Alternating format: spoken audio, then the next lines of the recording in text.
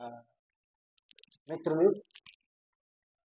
రామకృష్ణ గారు, కల్వకుంట్ల రామకృష్ణ గారు, తర్వాత ఖమ్మం నుంచి దూరాభారాలు ఏమి లెక్క పెట్టకుండా, అంటే కావాలని అంటున్నాను, ఆ దూరాభారం అనకుండా దాన్ని అభారం అనుకొని ఆ సమాసాన్ని అట్లా చేశాను అనుకొని వచ్చిన సీతారాం గారు, తర్వాత సభలో ఉన్నటువంటి అందరూ, ఎందుకంటే ఉన్న 5 నిమిషాలు ఏదో కాదు మాట్లాడుకుందామని, ముఖ్యంగా ఆ, సీతారాం గారి అంటే సిస్టర్ స్పందన, ఆ పిల్లలిద్దరు పేర్లు నాకు ఇంకా తెలియదు కానీ మరి ఇట్లా సరే, అందరికీ ఎలాగైతేనే పెద్దవాళ్ళందరికీ నమస్కారాలు, మరి చిన్నవాళ్ళందరికీ కూడా ఆశీస్సులు. సృజనాత్మక రచనా కార్యశాల అన్నారు, నేనేమో అనువాదకుడిని, నాకు కేంద్ర సాహిత్య అకాడమీ అవార్డు అనువాదంలో వచ్చింది. అయితే నేను అనువాదకుడిని. ఓసారి ఓ చిన్న బిట్ ఏదో రాశాను ఫేస్బుక్లో, అంటే అది అంతా 20 అక్షరాల్లోనో 25 అక్షరాల్లో రావాలి, నాని కాదు కానీ ఓ బిట్ రాశాను. ఏమంటే పొద్దున్న లేవగానే అనవసరంగా మా ఆవిడని తిట్టాను, నాకు అది సరిగ్గా గుర్తు రావట్లేదు. పొద్దున్న లేవగానే అనవసరంగా మా ఆవిడ మీద కేకేశాను, ఆవిడ వంటింట్లోకి వెళ్ళి నా కేకలకు అనువాదం ఉంటానని మొత్తం గోళ్ళ నెత్తేస్తున్నది, బాలే అనువాదం చేస్తున్నావమ్మా అన్నాను నేను. అంటే నా తిట్లకు అనువాదం ఏంటంటే, నేను తిట్లు అనేది ఒకవేళ కవిత్వం అయి ఉంటే, తిట్లలో కవిత్వం ఉంటుంది, దీవెనల్లో కవిత్వం ఉంటుంది, నవ్వటంలో కవిత్వం ఉంటుంది, ఏడవటంలో కవిత్వం ఉంటుంది, మన సమస్త మన భావావేశంలో భావోద్రేకంలో మనం భావుకులమైతే కవిత్వం ఉంటుంది. నేను ఏదో కొంచెం ఆమెను బాగా గట్టిగా తిట్టినట్టున్నాను, ఇంకేం వంటింట్లో ఆవిడ మొత్తం అనువాదాలు చేసి తిట్టా ఉంటుందని నా చెవులకు వినిపిస్తూ ఉన్నాయి. నేను అనువాదకుని, మరి ఈ సృజనాత్మక రచన కార్యశాలలో ఏం చెప్తాను? కాకపోతే మీలాగా డిగ్రీలో ఉన్నప్పుడు రాసుకున్నాను. డిగ్రీ సెకండ్ ఇయర్లో నా మొదటి పుస్తకం వచ్చింది, 9వ తరగతిలో నా మొదటి నవల వచ్చింది, ప్రింట్ కాలేదు కానీ. తర్వాత ఇంటర్మీడియట్ ఫస్ట్ ఇయర్ నుంచి పత్రికల్లో వచ్చాయి, అవన్నీ చెప్పను. కానీ ఎందుకు చెప్తున్నానంటే మీకు స్ఫూర్తిదాయకంగా ఉండాలని, ప్లీజ్ ప్లీజ్. ఎందుకనంటే మీరు అనుకుంటే చాలా పనులు చేయగలుగుతారు. సో మీరు మీకు మీరుగా identify your confident levels and identify and recognise your energy levels. Please please, మీ మీదనే ఈ ప్రపంచం. మా పెద్దన్నయ్యతో సమానం లక్ష్మణరావు గారు, మా అందరి ఆశలన్నీ నిజంగా చెప్తున్నాడు, అక్కడ కూర్చున్న లక్ష్మయ్య గారితో, వీళ్ళందరితో ఉన్న పెద్దవాళ్ళందరితో కూడా చెప్తున్నాను, మీ మీద ఆశలు ఉన్నాయి, మీరు ఏం చేస్తారో చేయండి. ఒక పిల్లవాడిని అడిగారు, మా రాజేశ్వర శర్మ గారు, విఆర్ శర్మ గారు, పిల్లలతో కవిత్వం రాయించారు. అంటే మీ అంత తాజాగా మేము ఉండలేము, మీ అంత నిజాయితీగా మేము ఉండలేము, ఓపెన్గా చెప్తున్నాను నేను. వినారా? మీ దగ్గర మంచి మనస్సు ఉంది. ఇప్పుడు పెద్దలు లక్ష్మణరావు గారు కూడా అదే అన్నారు, మనస్సు ఉంటే రాయగలుగుతారు, కరిగిపోతే రాయగలుగుతారు. మీరు కరగండి ఒకసారి.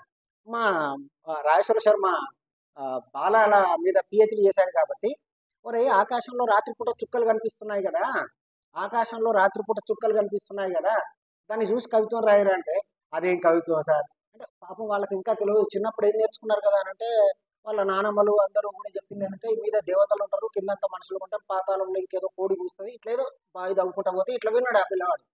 ఏమన్నదండి, ఆడ రాత్రిపూట దేవతలందరూ బండ్ల మీద పోతున్నారు, లైట్లు వెలుగుతున్నాయి అన్నాడు. ఆకాశంలో చుక్కలు ఎందుకు కనిపిస్తున్నాయిరా రాత్రిపూట అని అంటే, ఏం లేదు, పైన దేవతలు ఉంటారు కదా, రాత్రి అయింది కదా, వాళ్ళు బండ్లు అందరూ స్టార్ట్ చేసుకొని పోతున్నారు, అందుకని అట్లా కనబడుతున్నాయి అన్నారు. అందుకని ఎందుకంటే ఊహ అనేది బాగా వాస్తవికత ఉండాలి, ఊహ అనేది కూడా కొంత అవసరం. మా నిజాం వెంకటేశ్వర సారు, నేను చాలాసార్లు పిల్లలను ఉద్దేశించి మాట్లాడాను, మా నిజాం వెంకటేశ్వర సారును వాళ్ళ భార్య అడిగిందట, నాకు జ్వరం వచ్చింది ఏం వేసుకోమన్నావు అంటే, యాంటీబయాటిక్స్ వేసుకోరాదు అని అన్నట్టు. తెలిసిన యాంటీబయాటిక్సే కదా, ప్రతిదానికి మనం డాక్టర్ దగ్గర పోతామా అని అంటే, వాళ్ళ మనమడి పట్టుకొని అడిగిందట, తాతయ్య నువ్వు ఎప్పుడు నానమ్మ యాంటీబయాటిక్స్ అంటావు, మరి అంకుల్ బయోటిక్స్ ఎప్పుడైనా వేసుకోవద్దా? ఊరికే సరదా కోసం చెప్పినవి అనుకోండి. కానీ అయితే నేను అట్లా డిగ్రీలో ఉన్నప్పుడు ఇట్లాంటి జోకులేవో కొన్ని చేసుకోవడమే కాకుండా, ఒక అంటే డిగ్రీ ఫస్ట్ ఇయర్లో నా పుస్తకం వచ్చాయి, తర్వాత బీఈడిలో ఉన్నప్పుడు శతకం రాసుకున్నాను. పంచదార మనకు పంచుతారు నెలకు, ఫ్యామిలీకి ఒక్క పావు కేజీ పంచదార మనకు. అప్పుడు అట్లే ఉండేది, చక్కెర ఓపెన్ మార్కెట్లో లేదు. దానికోసం లైన్లు, సర్పంచ్ దగ్గర పోవుడు, చిట్టులు రాయించుకున్నాడు, పైరవీలు చేయించుకున్నాడు, పావు కిలో రాసడాయన. పంచదార మనకు పంచుతారు నెలకు, ఫ్యామిలీకి ఒక్క పావు కేజీ. అది ఆ కవిత్వంతో ఏడుకుంటాను. పంచదార మనకు పంచుతారు నెలకు, ఫ్యామిలీకి ఒక్క పావు కేజీ, సగం సంచి ఉండు సర్పంచ్ సాబింట, వాస్తవము తెలుపు భాస్కర్ ఒకటి పోయింది. ఇంకొకటి అప్పుడు ఏముందనంటే, బెల్ బాటమ్ ప్యాంట్లు ఫ్యాషన్. బెల్ బాటమ్ అని అంటే ఏంది, మొత్తం ఇంత దొడ్డు మొత్తం గంట ఎట్లుంటుంది, మీకు తక్కువ ఉంటుంది, ఇట్లుంటుంది కదా అది. బెల్ బాటమ్ ప్యాంట్లు ఆ పాత సినిమాలలో మీకు ఎన్టీఆర్ ఎవరో కనబడుతుంటారు. అయితే అది పోయింది. తర్వాత ఎలిఫెంట్ బాటమ్ ప్యాంట్లు వచ్చినాయి. ఎలిఫెంట్ బాటమ్ అంటే మీరెంతో దొడ్డు ఉంటుందో కింద ఎంతో దొడ్డు ఉంటుంది. విన్నారా? అయితే ఇది వచ్చినప్పుడు బెల్లు ఫ్యాంట్లు పోయి ఎలిఫెంట్లుగా మారి బాటం మీది దుమ్ము బాగా ఊడిచాయి. బెల్లు ఫ్యాంట్లు పోయి ఎలిఫెంట్లుగా మారి బాటం మీది దుమ్ము బాగా ఊడిచాయి. మున్సిపాలిటీ వాళ్ళ ముచ్చట లేదు ఇంకా వాస్తవము తెలుపు భాస్కర్. పాపం మున్సిపాలిటీ వాళ్ళు చీపుర్లు పట్టుకొని వచ్చారు. అప్పటికే వీళ్ళు బెల్లు ప్యాంట్లు పోయి ఎలిఫెంట్ ప్యాంట్ వచ్చింది, మొత్తం ఊడ్చుకుంటా వేయడం. కాబట్టి అట్లా ఏదో మళ్ళీ అట్లాగే బ్యాక్ పోర్షన్ చూసి శోకుల రాయుడు ఈలవేసి మిగుల గోల చేసి, బ్యాక్ పోర్షన్ కని శోకుల రాయుడు ఈలవేసి మిగుల గోల చేసి, ముఖము చూడ తనదు ముద్దుల చెల్లిరా వాస్తవము తెలిసి భాస్కరు.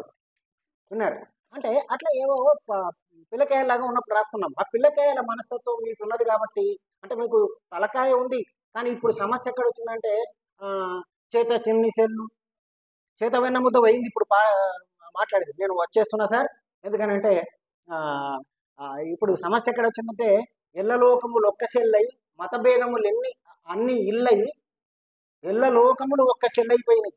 ఆయన మహాత్ముడు ఏమన్నాడు కదా అంటే అడుగాడ గురగాడ అని చెప్పినటువంటి శ్రీ పడిన ఉడగాడ నుంచి ఎల్లలోకములు ఒక్క సెల్లయిపోయినాయి. ఇప్పుడు విన్నారా?